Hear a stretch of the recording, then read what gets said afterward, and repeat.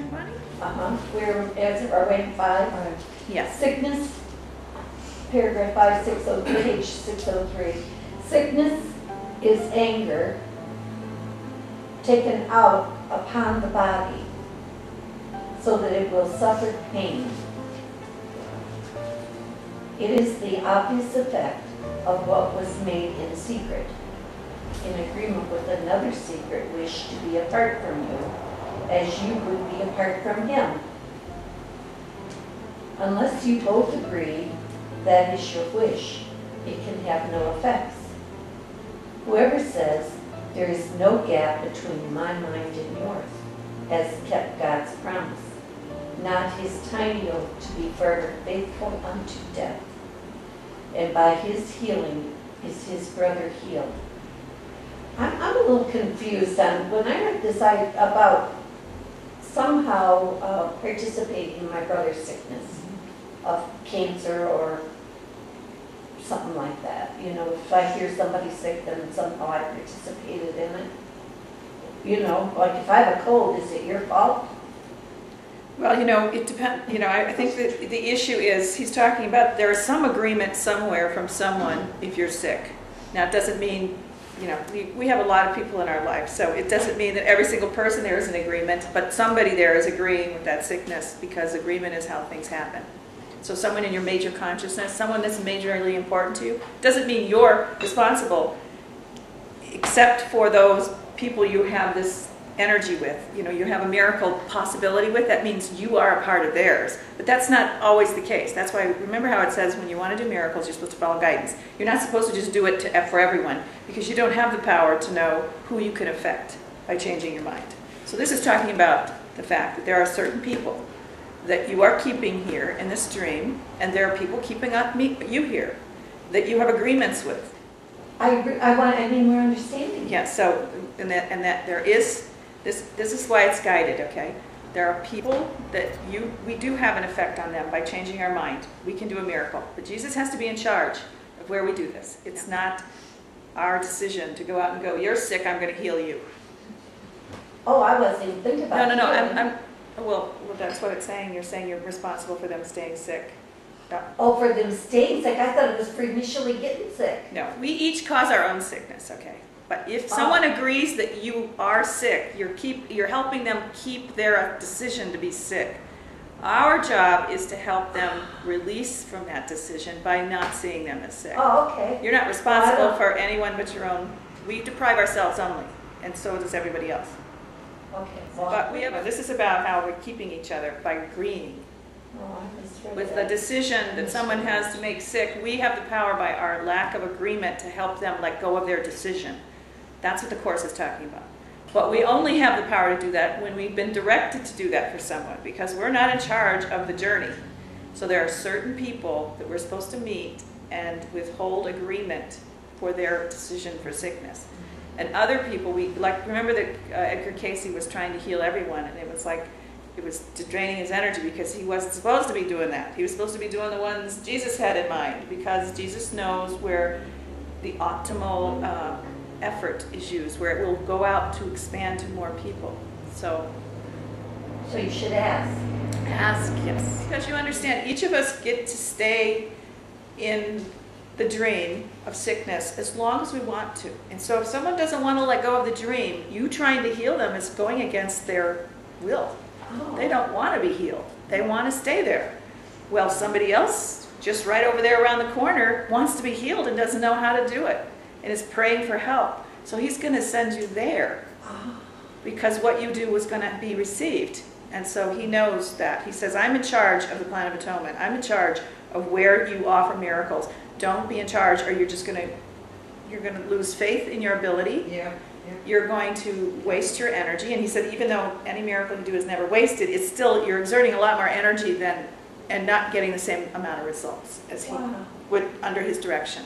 We need to focus in on our tasks and be humble enough to understand. I've got so much understanding. I've got so much, and he's going to apply it right where I can be used, and I don't need to know the details. I just need to try to be guided. I thought my job was to just heal myself, and that to extend to them, you Yeah. know, This that is, they're whole and perfect as God Yeah. created them, that, and just try to hold that for them. But I thought, my job is just to work on my self.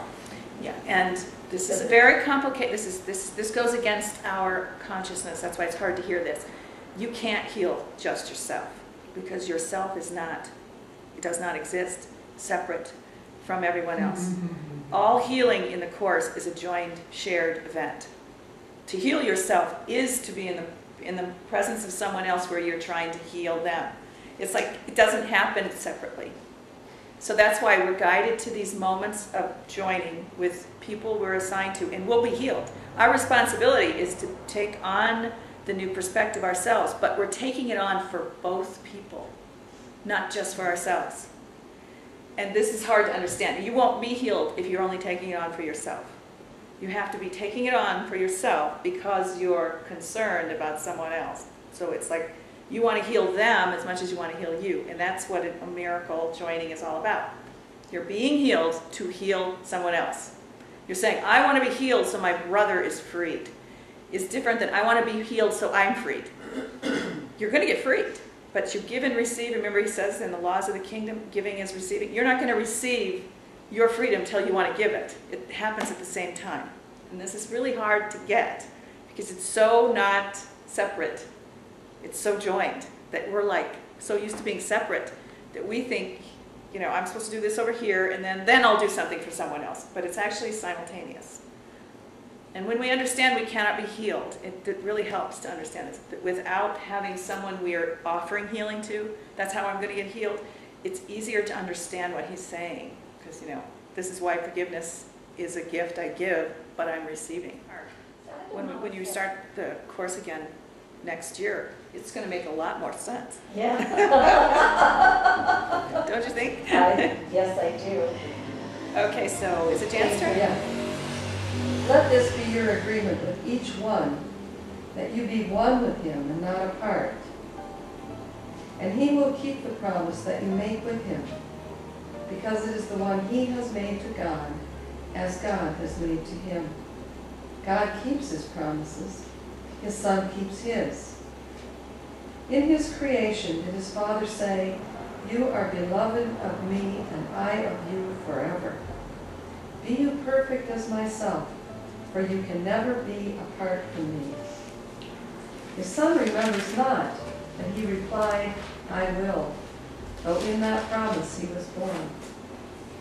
Yet God reminds him of it every time he does not share a promise to be sick, but lets his mind be healed and unified. His secret vows are powerless before the will of God, whose promises he shares. And what he substitutes is not his will, who has made promise of himself to God.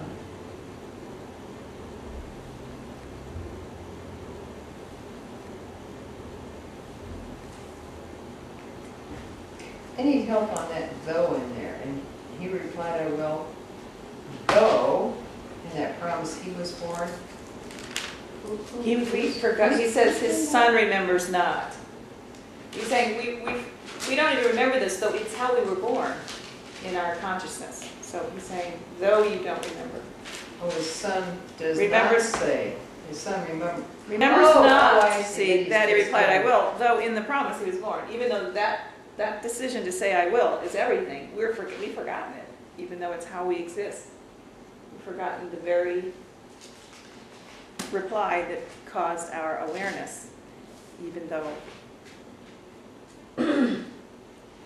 we were born all as one. yeah, so what he's basically saying is you've forgotten who you are, and who you are is the will of God, and you agreed to be the will of God, and you've forgotten you agreed to be the will of God because now you're going against it in your dream. So you've forgotten all this. Though that's how you exist. You wouldn't even exist if you weren't a part of the oneness and in agreement with the will of the oneness, which is to be perfect forever. And one. This sentence, you are beloved of me and I of you forever. Be you perfect as myself, for you can never be apart from me. But we said, okay, cool. Well, we forgot we said, okay, cool. Because we're like, now we're decided to be separate. We forgot, wait a minute. Oh. That's the only way we would exist if we were So